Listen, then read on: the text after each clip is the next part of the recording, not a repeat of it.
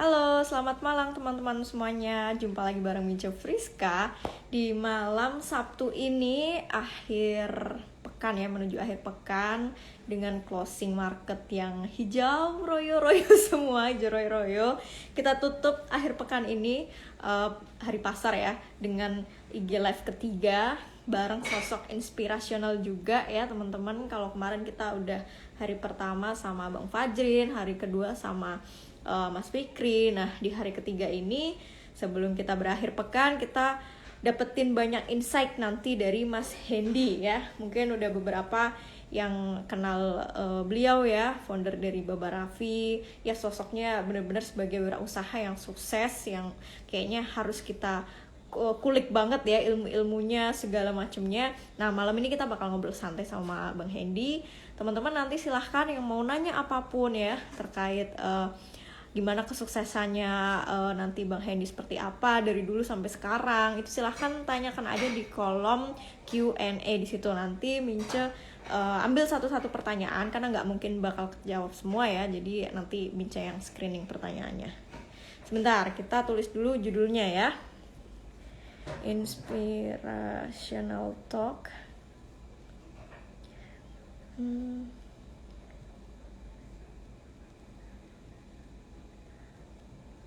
Oke.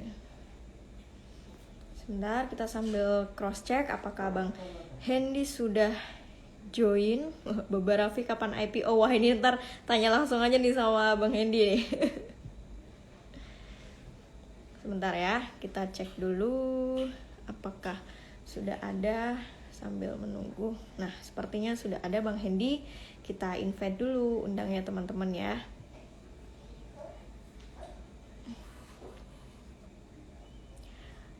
Ongoing, waiting for, sebentar. Kita undang ulang, send requestnya. Nah, ini dia, sudah muncul teman-teman. Halo, selamat malam Mince. Ini mukanya seijo hari ini nih kayaknya nih. Iya, seijo hari ini portonya ya. Ria-ria Mantap. Ria-ria foto nih. Malam Bang Hendy, apa kabar? Alhamdulillah sehat, keren banget. Wah. Hari ini ditutup dengan kenaikan saham IHSG dan alhamdulillah saya juga ikut bisa melihat kenaikan IHSG hari ini dengan gembira. Keren banget akibat belajar dari ngikutin saham. Kita lebar semua ya. Iya, hari ini pada saat. Jadi beruntung aku diundang di waktu yang pas lagi IHSG lagi naik. Jadi yang nonton juga pada sumringah semua nih, Mas. Iya, yang nonton pada happy semua. Bang, kita malam ini ngobrol santai aja karena nggak melulu tentang saham terus lah. Kita pengen belajar juga banyak ilmu-ilmu lain yang masih ya dalam bidang ekonomi, wirausaha segala macam. Karena kita tahu banyak nih teman-teman ngerti saham, selain mereka investor, ternyata banyak juga mereka yang memang udah mulai bangun bisnis. Milenial sekarang kan kayaknya lebih lebih eager banget ya buat bikin bisnis segala macem, intinya lebih tertantang. Nah, salah satu sosok yang kayaknya aku anggap dari zaman aku sekolah, aku udah cukup tahu banget tentang Bang Hendy, tentang Baba Raffi segala macem. Jadi pas banget nih ya waktunya akhirnya kita dipertemukan walaupun secara virtual nih. Nah, Bang Hendy aku ngikutin loh kemarin teman-teman aku yang diundang, si Mas Fajrin, Mas Fikri, itu sahabat-sahabat aku semua. Wah, si jadi ini Fajrin semua sekarang nih sebenarnya ya. satu geng semua. Aku nggak tahu loh kalau ternyata kalian tuh ini maksudnya saling kenal semua. Baru tahu pas habis Bang Fajrin, ternyata Mas Fikri juga temennya lah. Ini Bang ini juga bilang gitu. Emang geng-geng startup semua nih kayaknya nih. Bang Hendy, boleh mungkin ini buat teman-teman yang mereka belum tahu, mereka pengen tahu dulu nih tentang sosok Bang Hendy ini siapa, ini pria asal mana sih kok bisa sesukses ini dalam berwirausaha. Mungkin boleh berkenalan dulu Bang Hendy sejauh ini, atau maksudnya backgroundnya dari mana, asli orang mana. Kalau aku sih udah tahu gitu, tapi teman-teman yang lain sepertinya masih banyak yang belum tahu. Monggo Mas Hendy. Ya, jadi Mince makasih banget. Aku jujur sangat terinspirasi sama akun yang ngerti saham. Salah satu akun yang aku pantengin dari sekian banyak akun Instagram yang beredar di feeds aku. yang benar-benar salah satu aku jadiin patokan, terutama di masa pandemi ya. Kita kan memang harus menfilter konten-konten yang mau kita telaah ya, dan salah satu konten positif yang menurut aku berfaedah, aku ngikutinnya si konten dari Ngerti Saham ini. Jadi ini produktif banget. Dan begitu dari sekian banyak undangan IG Live, memang aku nggak bisa semua undangan aku terima. Jadi begitu Ngerti Saham yang undang, langsung aku nggak berlama-lama. Oke deh, aku mau gitu. Oh, mantap, Apalagi mantap. setelah sebelumnya yang melihat profilnya Mas Fajrin, sahabat saya, kemudian Fikri juga ya teman baik saya. Ya sebenarnya juga di circle yang sama, mengingat Zaki yang menjadi partnernya Fajrin di Bukalapak sekarang adalah partner saya juga di bisnis yang saya jalani, namanya Nyapi. Jadi betul, background saya adalah usaha F&B kuliner, bisnis franchise. Mungkin teman-teman mengenalnya dengan bisnis Babarafi yang saya mulai dari zaman mahasiswa. Jadi di usia saya yang 19 tahun, memulai bisnis pertama saya yaitu berjualan kebab dengan merek dagang Kebab Babarafi. Alhamdulillah dalam perjalanannya sampai sekarang berjalan selama 17 tahun. Dan telah melewati 4 kali krisis. Jadi Mince sekarang ini adalah krisis yang keempat yang dilalui. Jadi bukan perjalanan yang mudah memang. Jadi ya tentu ada proses jatuh bangun, nyaris bangkrut dan lain sebagainya, itu udah dilalui lah. Jadi masa pandemi seperti sekarang ini adalah masa di mana mungkin secara mental sudah lebih siap karena tidak dialami sendiri, dialami oleh semua teman-teman pengusaha, pelaku usaha gitu ya. Dan ada teman sharingnya gitu. Dan enaknya sekarang sambil rebahan, kalau mau cari solusi, bisa sambil buka IG gitu, kita bisa dapat banyak inspirasi. Dan bersyukur hingga sekarang Babarafi Enterprise, holding usaha yang kebetulan kita bangun, sekarang menaungi beberapa brand. Mudah-mudahan teman-teman pernah dengar merek-merek seperti Kebab Turki Babarafi, Kontainer Kebab, kemudian ada Ngikan Yuk bersama Rachel Fenya, yang baru aja kita launching di masa pandemi ini ada Nyapi bersama Edozel, kemudian ada Forestry Coffee, kemudian ada Kekinian bersama Arif Muhammad, Gubernur Bintaro, lalu ada klinik bernama Aura Dermatology bersama Aura Kasih, dan di luar bisnis F&B ada Tambak Udang Panama yang baru aja kemarin kita kolaborasi bersama e-fishery startup di bidang IoT aquaculture. Jadi itu beberapa usaha yang saya geluti di under Babarafi Enterprise yang semuanya dimulai dari kecil-kecilan, dari satu gerai kecil pada saat masih berstatus mahasiswa gitu, Minja. Gila, ini kalau dulu aku masih mahasiswa tertampar banget sih kalau dengar sejarahnya seperti ini. Mahasiswa usia 19 tahun kayaknya aku masih sibuk belajar saham deh, belum belajar bisnis. Itu keren banget, itu gokil sih. Ya tapi ini yang bikin wow banget adalah maksudnya udah dari zaman mahasiswa ini yang jadi highlight banget ya, karena banyak teman-teman mahasiswa sekarang juga mereka nggak sedikit yang udah mulai nyicil mulai membangun bisnis mereka seperti apa. Tapi boleh share nggak sih dulunya awalnya mindset seperti apa yang bikin Bang Hendy itu bisa survive sampai ngelewatin 4 krisis kayak gini? Kan pasti jatuh bangun dong namanya bisnis, apalagi awal-awal gitu. Mungkin banyak yang mencemooh atau mungkin banyak yang underestimate segala macam. Nah, untuk menyikapi hal-hal kayak gitu, mental ya, berhubungan dengan mental pengusaha itu gimana tips dari Bang Hendy sejauh pengalaman ini? Ya, seperti berinvestasi saham, semua membutuhkan kesabaran. Semua membutuhkan ketelatenan, seperti menunggu hari ini, gitu kan. Itu semua buah dari kesabaran teman-teman semua, gitu kan.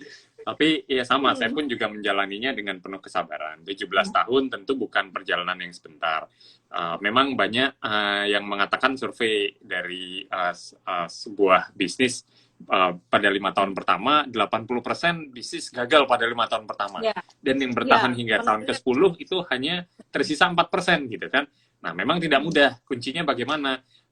Rupanya dibutuhkan membangun manajemen yang solid. Di samping itu ya dibutuhkan terus berinovasi, terus berkreasi. Akhirnya dengan segala upaya ya kita curahkan mindset pemikiran kita yang sebelumnya berpikir seperti ala Superman, dirubah mindsetnya berpikir seperti Avengers. Ada quote yang mengatakan, if you want to go fast, go alone.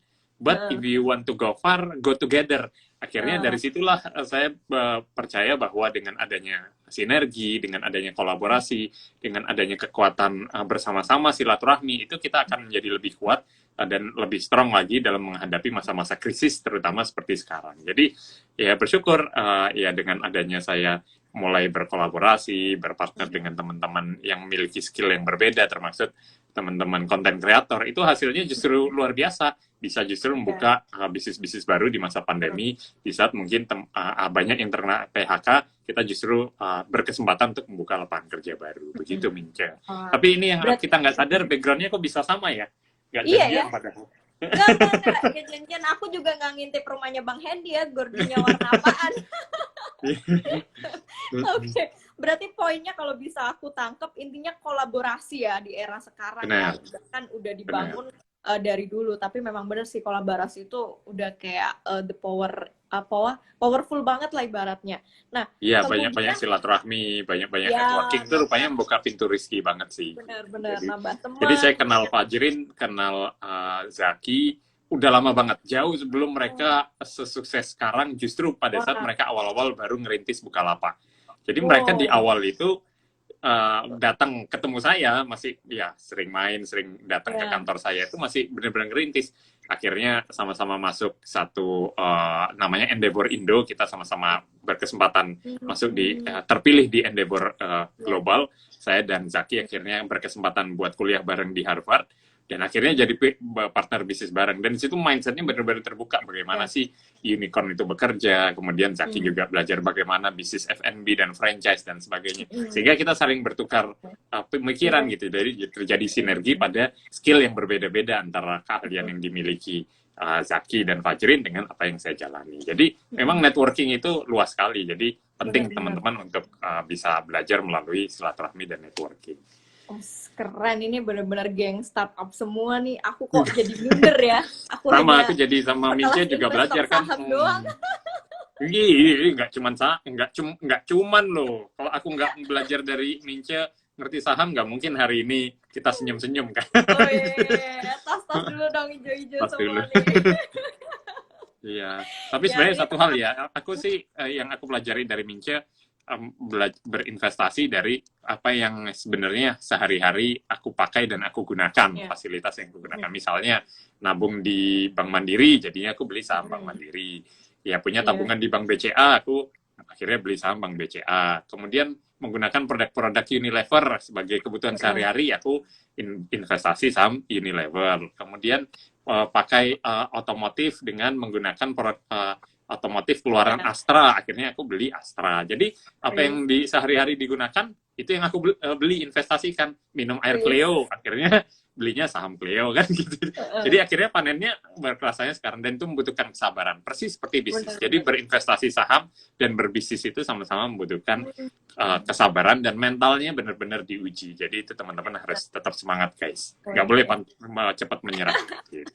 Kurang lebih secara mindset memang seperti itu ya, karena pada dasarnya investasi juga ya hampir-hampir seperti berbisnis, hanya saja kita kan melalui saham perusahaannya aja gitu bisnisnya ya Bang. Betul. Ya. Tapi OOT nih ya, out of topic, aku jadi penasaran Bang Hendy itu mulai kapan nih mulai mengenal saham dan akhirnya mau berinvestasi saham, karena kan rata-rata yang aku kenal nih dari banyak teman-temanku yang pebisnis, mereka tuh kayak masih enggan untuk apa ya untuk berkenalan lah dengan dunia saham, berinvestasi kayak gitu, karena mindset mereka yang katanya lebih suka bisnis aja, nggak mau. Tapi ternyata ada gitu, mulai banyak sekarang pengusaha-pengusaha yang udah mulai terjun. Nah, aku penasaran nih, sejak kapan sih Bang Hendy mulai ini? Iya, sebenarnya udah cukup lama, mengingat saya membagi portfolio tabungan menjadi beberapa sektor, baik di aset yang bersifat liquid maupun non-liquid. Walaupun terbanyaknya masih dalam bentuk pengembangan bisnis gitu ya. Tapi beberapa liquid yang kemudian kita coba diversifikasi, selain berbentuk emas dan aset properti, kita juga masukkan dalam bentuk aset saham. Walaupun awalnya saya lebih banyak dalam bentuk reksadana pertama. Jadi pertama kali saya berinvestasi itu dalam bentuk reksadana. Itu 5 tahun pertama saya berinvestasi di dunia saham masih nitipin reksadana dulu gitu kan. Apa sih yang returnnya bagus, apa dan sebagainya. Dan dari situ saya belajar. Tapi semakin kemari, wah kayaknya menarik juga ya kalau memberanikan diri berinvestasi di saham-saham blue chip gitu kan. Sehingga dari situ sebenarnya keberaniannya saya bukan aliran trading ya, jadi benar-benar berinvestasi. Jadi dan mindset saya, apa yang saya gunakan sehari-hari dan apa yang benar-benar memang keseharian saya gunakan atau saya menjadi keseharian saya itu yang saya investasikan. Udah sesimpel itu gitu kan. Benar-benar. Dan memang terbukti ya sekarang, dan bener-bener baru aktif mantengin yang kayak bener-bener setiap minggu atau bahkan setiap hari itu ya pas menjelang ngerti saham pandemi ini kan lagi naik-naiknya dan mulai banyak waktu rebahan, itu saya mulai lagi aktif gitu. Baiklah. Apalagi si Bang Chandra di Makassar sama Wilson ini dua orang luar biasa, itu sahabat saya. Bang Chandra teman Brompton juga sepedaan, Wilson juga teman Brompton saya sepedaan. Jadi ya saya sebelum beli saham saya mesti WhatsAppan sama Chandra sama Wilson, bro beli apa enaknya ya gitu. Wah ini benar-benar Si Chandra yang diposting sama ngerti saham kapan hari itu kan, pernah kan diposting. Ya kebetulan dari Makassar, sama-sama suami juga dari Makassar, jadi wah ini ternyata ada nih orang Makassar udah jadi investor saham, jadi berasa excited gitu. Ya Sultan Makassar itu. Sultan Makassar. Ini Sultan semua nih kayaknya. Oke. Nah itu teman-teman ya, tadi OOT tentang sahamnya ternyata kurang lebih juga sesimpel itu, sama kayak Mince teman-teman, yang nggak ribet, nggak usah dibikin jelimet investasi saham atau berinvestasi, ya seperti halnya juga tadi berbisnis ya, dimulai dari pelan-pelan, sabar, sama kayak investasi. Nah aku penasaran nih Bang, rata-rata pertanyaan banyak teman-teman anak muda yang mereka mulai bisnis itu bicara soal modal yang terbatas segala macam. Itu dulu gimana tuh cara akhirnya bisa entah dapetin modalnya atau dari mana? Nah itu gimana dulu ceritanya, Bang Hendy? Ya, jadi aku modal awalnya mulai bisnis cuman 4 juta rupiah. Jujur modal tersebut masih aku pinjam dari adik aku perempuan punya tabungan, aku pinjam karena satu-satunya yang percaya sama aku cuman adikku gitu kan. Tapi dengan modal awal itu aku gunakan buat bikin gerobak. Pertama aku beli peralatan, beli bahan baku, bayar sewa tempat. Jadi bener-bener yang kecil dulu deh gitu. Jadi nggak usah berpikir muluk-muluk harus sesuatu yang langsung besar gitu, harus yang mewah, harus nyewa kafe yang besar, yang mahal, yang megah, itu aku hilangin jauh-jauh. Jadi yang pertama kali dalam mindsetku dalam berbisnis menghilangkan rasa malu dan gengsi gitu kan.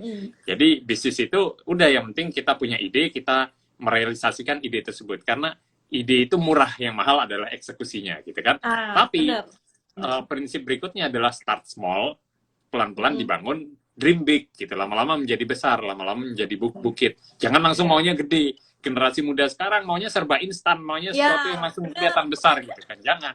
Saya juga mulai dari satu gerai kecil, satu gerobak kecil, saya sewa tempat di pinggir jalan, modal awalnya 4 juta rupiah, ya di sela-sela waktu kuliah saya juga menyempatkan sambil berjualan, ya itu memang perjuangan yang harus dilakukan, tapi hard work pays off gitu kan, jadi semua kerja keras pasti terbayarkan. Kalau kita memang gigih, kita passion, senang mengerjakan apapun yang kita kerjakan pasti akan terbayar harganya. Jadi saya mulai juga nggak langsung besar kok gitu kan.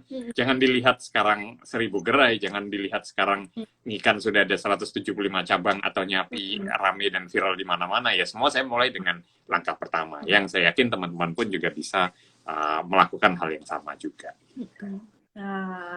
Nah itu teman-teman, poinnya adalah start from small, nggak usah langsung berharap yang harus instan, memaksakan lah ibaratnya. Banyak kan pengusaha muda sekarang itu memaksakan pengen langsung yang di ruko besar, terus yang kelihatan luas segala macam gitu. Ternyata dari yang mulai kecil-kecil dulu terus aja memaksakan, terus benar. Jadi apalagi di awal ya, namanya bisnis itu pasti ada resiko. Jadi ya sebisa mungkin mulai dari apa yang kita punya. Kalau punyanya modal 10 juta ya mulai dari modal 10 juta. Kalau punya modal 50 juta mulai dari modal 50 juta. Dan itu ya memang harus siap gitu dengan resiko gitu kan. Jadi dengan begitu mentalnya udah disiapkan. Jadi kalau memulai bisnis pertama saya sarankan jangan meminjam meminjam dulu gitu kan. Tapi kalau buat pengembangan bisnis untuk usaha yang sudah jalan monggo aja. Tapi kalau untuk di awal lebih baik kita mulai dengan apa yang kita punya dulu. Saran saya begitu. Itu kuncinya. Sebenarnya kurang lebih mirip kayak investasi ya. Investasi pun ya start from small gitu. Seadanya duit berapa, ya udah pakai dulu, nggak boleh ngutang, jangan ngutang. Ya oke. Jadi dapat. Ini Mince di kota mana sih? Makassar ya? Aku enggak. Itu aslinya suami, kampung suami. Aku di Tangerang. Bang ini di mana sih? Surabaya. Oh iya, oh Surabaya. Aduh, aku jadi kangen rawan setan denger Surabaya. Aku ngikutin kamu sama si Pak Hermanto Tanoto, semua Oh IG Live mau iya. aku pantengin dari awal-awal pandemi dulu. Nih salah satu Crazy Rich Surabaya nih berarti nih. Yang versi versi juniornya di Dia bawahnya versi ini Pak junior. Tanovo. Oke, nah yang aku penasaran juga nih ya, pengen Iya, ngulik tipsnya atau mungkin strateginya. Bang ini kan gerainya udah di mana-mana, udah go internasional. Aku tuh kayak ngebayangin nih Babaraf itu kayak the halal guys-nya Amerika yang udah go amin, internasional kemana-mana amin, gitu. amin, Aku amin, ngelihatnya seperti itu gitu. Nah, amin. apa yang mendorong Bang Hendy dulu sampai akhirnya terpikir mau go internasional, bahkan ya di banyak negara kayak gitu, dan Ya, strateginya gimana kok sampai bisa masuk ke banyak negara seperti itu? Mungkin siapa ya, tahu di luar sana ada banyak juga teman-teman yang mengarah ke arah sana gitu. ya. Jadi memang pada saat pertama jualan kebab, Mm-mm. memang sebagai pionir yang mempelopori membawa menu makanan kebab ke Indonesia. Jadi Mm-mm. pertama kali itu idenya pada saat jalan-jalan ke Qatar sebenarnya. Jadi orang tua kerja Oh, di oke. Qatar, nyobain Mm, kebab di sana, terinspirasi, ya. terus bikin kreasi kebab versi Indonesia yang akhirnya jadi seperti sekarang. Jadi Baba Raffi itu Mm-mm. kebabnya dengan cita rasa Indonesia, bumbunya udah Ya. di-adjust, sudah dimodifikasi dengan cita rasa lokal gitu kan. Jadi Mm-mm. setelah dimodifikasi, di-adjust dengan cita rasa lokal, oh kok ternyata lebih diterima, lebih disukai gitu Ya. kan, bumbunya lebih lebih cocok dengan lidah orang Indonesia. Akhirnya setelah kemudian kita coba kembangkan di dalam negeri, sudah mulai memiliki beberapa Mm-mm. cabang, sudah menjadi brand nasional, akhirnya kita berpikir berani bermimpi lebih besar lagi kan, gimana caranya Mm-mm. bisa membangun cabang di luar negeri. Itu tadi Mm-mm. kembali ke prinsip banyak ngopi, banyak rezeki, banyak networking, banyak Well, rezeki. Jadi oke, akhirnya oke. mulai mencari partner untuk menjadi master franchise di luar negeri, dan Mm-mm. mencari Oke. partner yang tepat adalah kuncinya. Mm. Negara pertama yang kita tuju dari 9 negara sekarang yang beberapa telah berkembang Mm-mm. adalah Malaysia. Pertimbangannya adalah Indonesia dan Malaysia memiliki karakteristik yang sama, baik Mm-mm. secara bahasa maupun secara taste. Betul, Jadi betul. mudah-mudahan ekspektasi saya cita rasa kebab beberapa dengan lidah orang Indonesia ini bisa diterima juga dengan lidah orang Malaysia. Ternyata bagus, Mince. Bersyukur banget. Sekarang sudah masuk tahun ke-8. Jadi saya Mm. mulai di tahun 2012 dan Mm. saat ini sudah masuk tahun ke-8. Pernah sampai 31 cabang, namun Mm. karena COVID, ya sekarang masih sekitar 14-an cabang. Masih bersyukur tetap Ya. bertahan, namun yang menarik adalah cukup bisa diterima dengan baik karena karakter rasanya sama-sama suka pedas, sama-sama bumbu karakter rasanya, taste Melayunya itu masuk Mm. gitu. Akhirnya di situ kita lebih percaya diri. Oh, kalau Malaysia aja bisa, bisa dong masuk ke Ya. negara lain. Akhirnya mulailah masuk ke Brunei, Oke. masuk ke Filipina. Akhirnya Mm. kita sudah mulai bisa belajar. Oh, rupanya yang bisa sukses itu adalah negara-negara yang masih negara berkembang gitu. Jadi kita Mm. membidiknya itu bukan negara-negara maju. Mm. Jadi wah kalau negara maju saingannya banyak kan gitu. Jadi akhirnya udah deh kita bukanya di Sri Lanka, di India, di Bangladesh yang justru Oke. berkembang lebih baik gitu di Mm. negara-negara yang berkembang dibandingkan dengan negara maju gitu, Minja.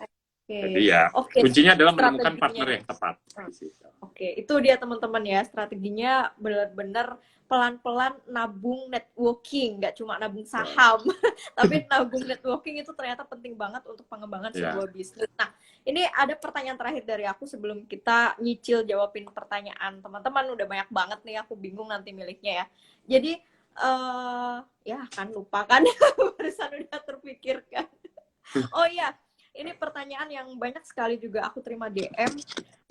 Sebagai sesama pelaku bisnis saat pandemi kayak gini kan banyak yang istilahnya jatuh ya, maksudnya bisnis-bisnis apapun lah, terutama makanan kayak gitu jatuh. Nah, sebagai sosok pebisnis yang kita bilang udah melewati krisis 4 kali, ada nggak tips Bang Hendy buat teman-teman di luar sana yang mereka juga sedang berbisnis dan saat ini sedang down-downnya, itu gimana tipsnya biar mereka tetap bisa survive dan mentalnya tetap terjaga, nggak sampai give up, terus apalagi sampai tutup bisnisnya iya. total kayak gitu.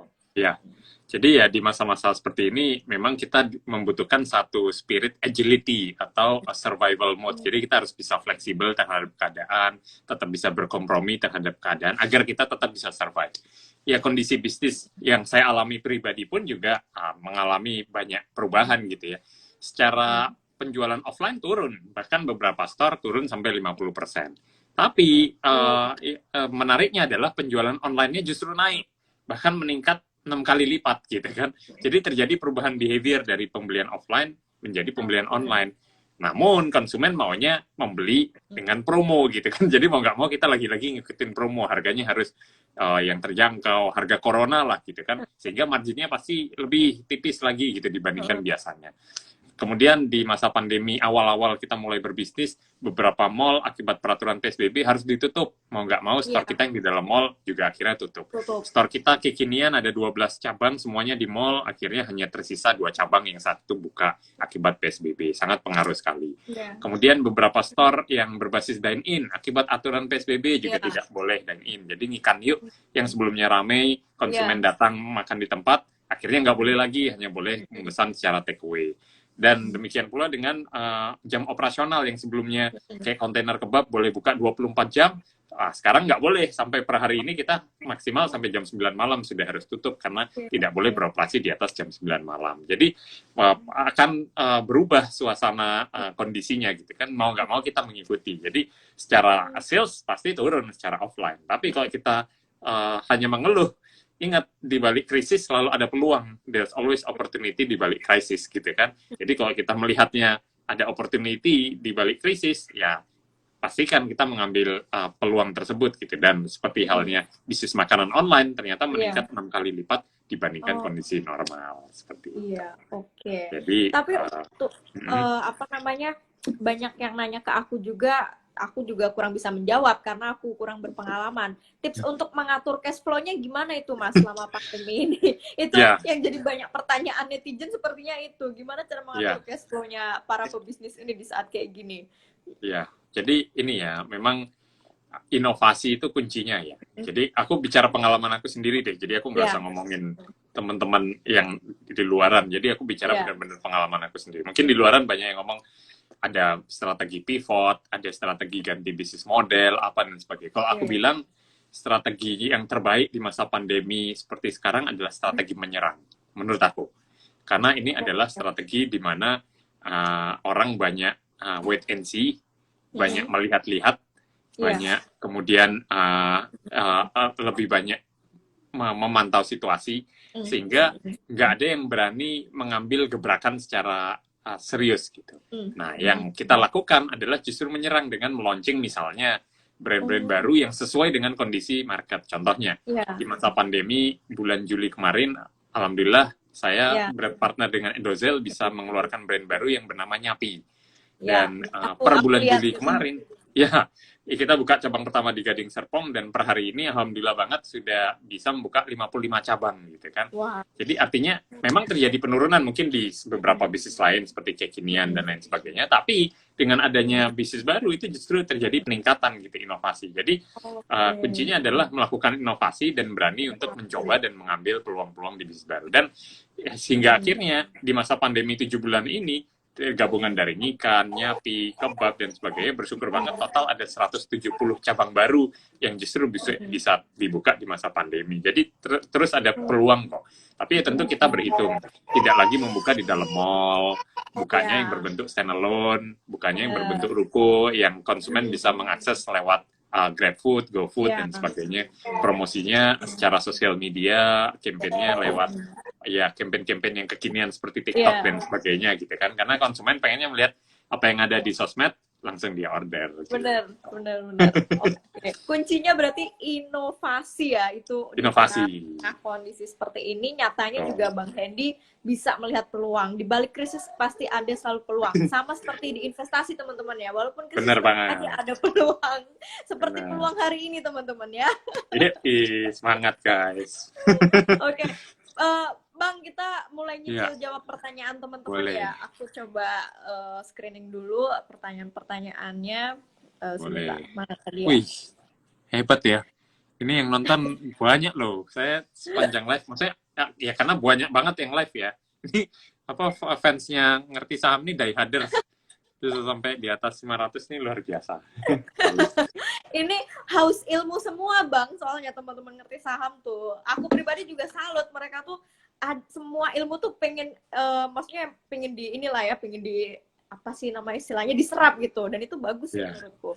Nah ini pertanyaan pertama nih, Bang, gimana caranya mencari partner yang baik? Khawatir bakal terjadi miskom lah, beda pendapat dan lain-lain. Nah itu pasti dialami Oke. kan sama Bang Hendy juga nih. Ya. Jadi alhamdulillah dari 21 bisnis yang aku jalani, yang kebanyakan adalah berpartner, semua dalam kondisi berpartner yang harmonis, yang baik. Gitu. Saya bisa membagikan 4 tips sederhana bagaimana membangun partnership kolaborasi yang baik agar kerjasamanya bisa langgeng gitu ya. Yang pertama adalah carilah partner yang memiliki chemistry yang sama.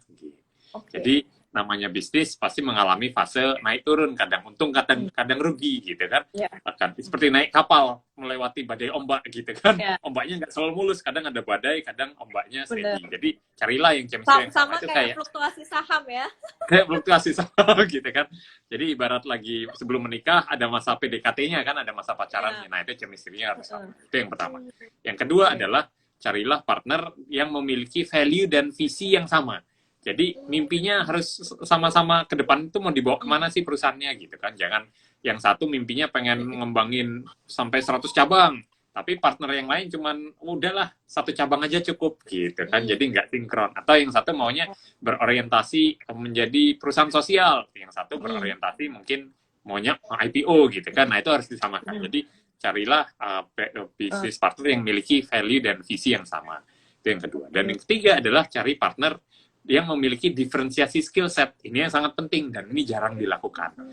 Jadi berpartner itu bukan hanya sekedar teman yang sama-sama hahaha senang dan sebagainya. Enggak. Kalau prinsip aku yang utama adalah kita cari teman yang punya skill yang berbeda-beda dan saling melengkapi. Di saat kita punya skill atau kalian di bidang operasional, tapi lemah di bidang marketing atau pemasaran, maka kita sebaiknya mencari partner yang menguasai di bidang pemasaran dan marketing. Misalnya cari partner yang followersnya banyak, subscribernya banyak, jago bikin konten dan sebagainya. Sehingga apa? Sehingga kalau dia jualan lewat sosial media jauh lebih mudah gitu kan.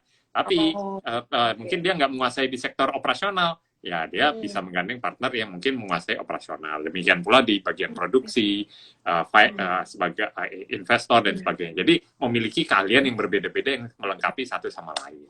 Dan yang terakhir, yang paling penting adalah kita mencari partner dengan membagi job desk antara satu dengan yang lain. Jadi memiliki KPI dan job desk sehingga masing-masing punya peranannya sendiri-sendiri. Jadi sudah disibukkan dengan perannya masing-masing gitu kan.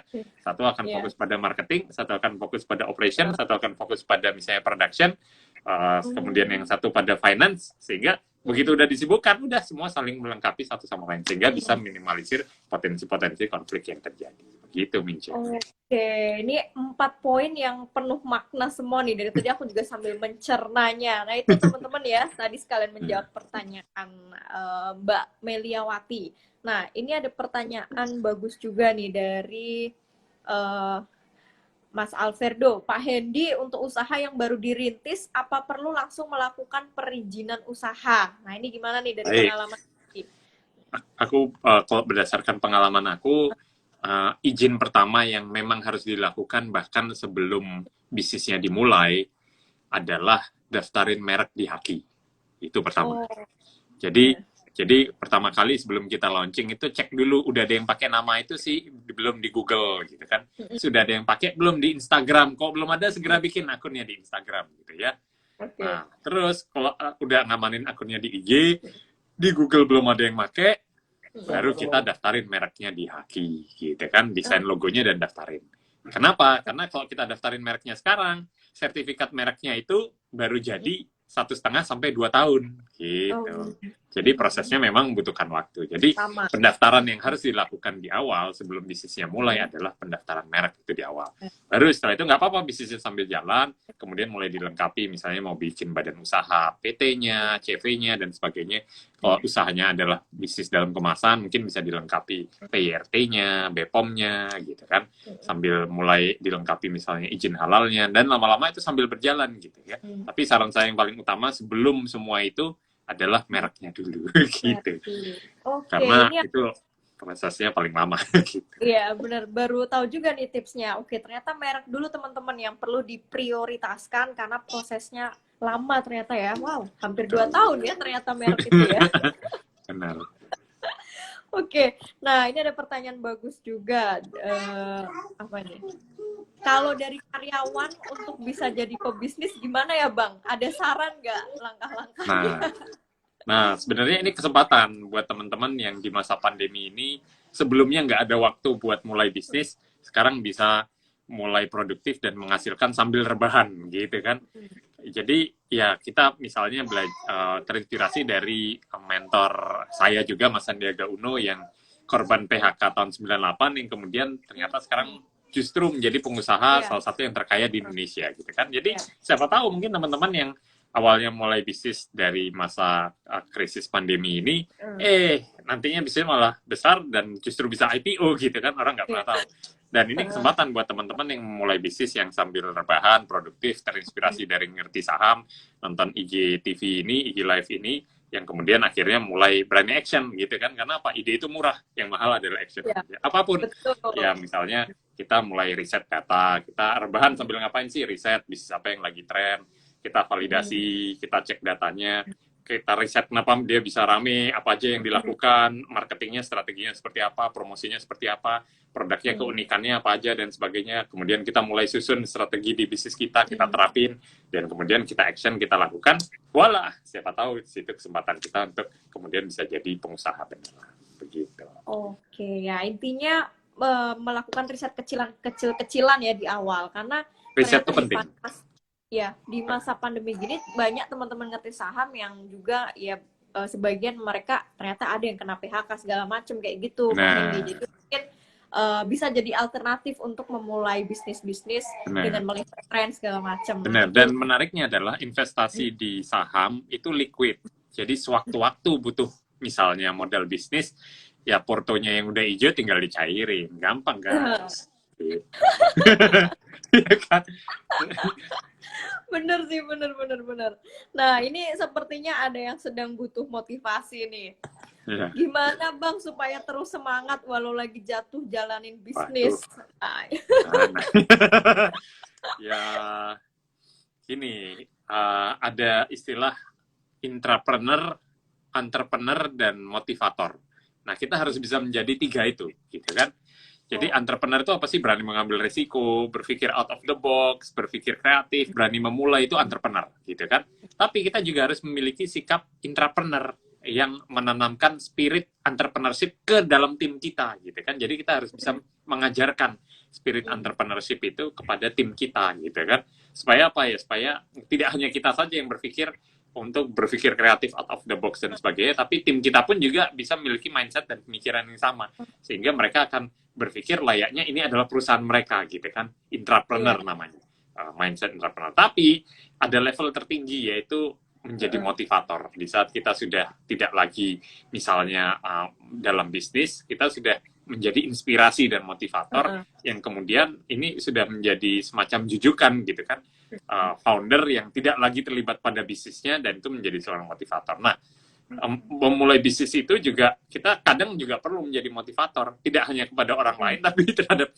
diri kita sendiri. Dan buat saya zaman sekarang mencari inspirasi sambil rebahan, saya buka IG gitu kan, buka konten-konten positif yang bakar semangat, yang kemudian itu langsung membuka aha momen saya, yang kemudian oke, kalau orang ini bisa, saya pun juga harus bisa. Semangat guys. Ya, itu teman-teman ya, memang semangat itu perlu banget gitu ya, nggak cuma sendirian. Kalau masa-masa kayak gini hampir semua lah pengusaha merasakan hal yang sama. Jadi kalau banyak yang bisa bertahan, ya kenapa kita juga nggak mencoba seperti mereka. Jangan menyerah lah gitu. Sama tapi seperti itu maksudnya aku lakuin loh, itu tiap pagi loh, maksudnya aku cerita sedikit deh habit atau kebiasaan yang aku lakuin ya. Maksudnya sekarang hampir tiap pagi aku sepedaan guys, gitu kan. Jadi itu sebabnya banyak yang bilang, Mas Hendy agak kurusan nih, turun 10 kilo gitu kan, karena setiap pagi aku goes. Tapi di samping goes aku juga dengerin podcast gitu. Jadi sambil aku kadang dengerin pakai earphone, aku dengerin podcast gitu kan. Tapi yang aku dengerin adalah konten-konten yang selama ini aku nggak punya kesempatan buat dengerin gitu kan. Jadi aku dapat inspirasi. Aku dengerin buku-buku review karena aku nggak hobi baca. Ya. Kelemahanku adalah aku nggak ada waktu buat baca. Tapi aku mendengarkan buku, gitu kan. Jadi aku mendengarkan buku, jadi review-review buku itu bisa aku dengerin dalam 15 menit, sehingga aku jadi tahu, oh resume dari buku ini apa yang dibahas, resume dari buku ini apa yang dibahas. Dan itu sangat bermanfaat banget. Dan setiap pagi, akhirnya aku dapat insight dari buku, mendengarkan review dari buku-buku tersebut, yang kemudian bermanfaat sekali. Jadi cara aku buat menyemangati diri seperti itu. Nah, caramu seperti apa? Ya kamu bisa carikan sesuai dengan kebiasaan dari masing-masing gitu. Wah, ini ternyata ada salah satu habit yang bagus teman-teman yang bisa kita aplikasikan. Apalagi buat yang mager baca buku, nah podcast itu udah jadi jalan terbaik di era sekarang. Kan beda ya, zaman dulu mah kita tetap aja dari buku, mentok radio. Kalau sekarang udah ada podcast, jadi kayaknya emang pembelajaran itu bisa didapat di mana-mana lah kalau sekarang. Nah, tadi ini ada pertanyaan bagus nih, sebentar. Tadi mana nih, ke scroll. Aduh, mana? Nah, ini ada pertanyaan bagus nih. Adakah niatan untuk IPO? Amin. Mungkin menyusul seperti apa Pak Sandiaga Uno, sang mentornya Bang Hendy gitu. Kan udah IPO duluan tuh. Ya, jadi di blueprint ada secara grup doain ya. Jadi beberapa enterprise sendiri adalah F&B franchise company yang menaungi beberapa brand kuliner asli Indonesia. Ya, diantaranya ada Nikanyu, ada Nyapi, ada Forestry Coffee, Kekinian, Kebab Turki Babarafi, Kontainer Kebab, dan lain-lain yang termasuk yang akan di-launching dan sebagainya. Sehingga mudah-mudahan kalau itu semua bisa digabungkan, yang sudah mencapai ribuan cabang dan ribuan karyawan, ya sudah bisa ke depannya menjadi IPO. Tapi ya saya itu masih jauh, masih banyak PR yang harus dilakukan untuk mempersiapkan ke arah sana. Jadi mohon doanya. Tapi paling nggak udah masuk blueprint paling nggak ya, udah ada harapan, maksudnya udah ada tujuan ke sana. Wah, ini keren nih, aku siap jadi apa namanya yang di book building, aku siap ikut deh kalau Babarafi IPO. Wah, thank you Minca. Oke, pertanyaan selanjutnya tadi mana nih? Sebentar. Tadi mana ya? Apalagi kemarin si Fajrin kan udah jadi direktur Telkom, pasti rame ya kemarin nih. Pasti dapat insight. Kapan nih apa naik? Enggak, kemarin aku larang lebih bahas ke arah sana gitu. Takutnya nanti menyudutkan Bang Fajrin kalau gitu nanti lebih ke Fajrin baik, kok pinter loh Fajrin tuh hebat. Enggak salah nih Fajrin. Iya, untung Bang Fajrin juga orangnya slow baik ya. Slow Fajrin. Baik Paul Fajrin tuh. Oke. Nah, ini ada pertanyaan bagus juga nih. Bang, bagaimana sih cara kita lihat tren untuk memulai usaha? Apa kita harus terjun ke lapangan atau cukup lihat dari Google aja gitu? Dua-duanya kombinasi, Bu. Lihat, jadi cek kepoin sosial zaman sekarang ya, stalking itu ilmu yang dahsyat banget sih. Kepoin sosial medianya. Kita tuh bisa dapat inspirasi bisnis, jurus-jurus bisnis itu dari stalking sosial media. Stalking IG-nya, cek marketingnya pakai apa, promonya gimana, dia placementnya di mana, pasangnya di endorse mana, kemudian akun dia pasang di IG Ads mana aja, itu kita bisa tahu. Kemudian strategi campaign-nya seperti apa, lalu efeknya seperti apa, responnya, itu juga kita sudah bisa ukur zaman sekarang ya. Nah, plus ditambah dengan kunjungan langsung ke store tersebut. Tapi jadi itu loh inspirasi, nggak tahu teman-teman mudah-mudahan ngikutin ya yang iklannya Burger King yang lagi viral akhir-akhir ini gitu ya, kan. Jadi benar. Jadi sudah bukan eranya berkompetisi, tapi sekarang eranya berkolaborasi. Jadi kita kayak pemain sama-sama penjual kopi aja. Jadi kita sesama penjual kopi, walaupun saya punya Forestry Coffee, tapi dengan penjual kopi yang lain kita tuh berteman gitu. Jadi dengan tetangga sebelah itu kita berteman sama-sama penjual kopi. Kenapa? Karena kita nggak merasa bersaing gitu, kita ya berasanya ya berkolaborasi, berteman gitu.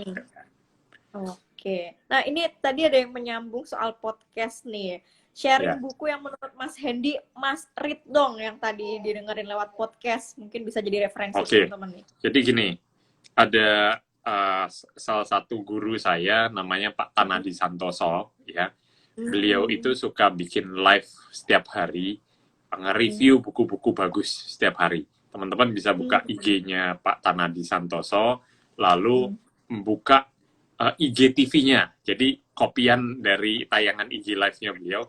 Karena apa? Setiap hari beliau membahas buku-buku review selama 15 menit gitu kan. Yang hari ini saya dengarkan judulnya Success Psychology.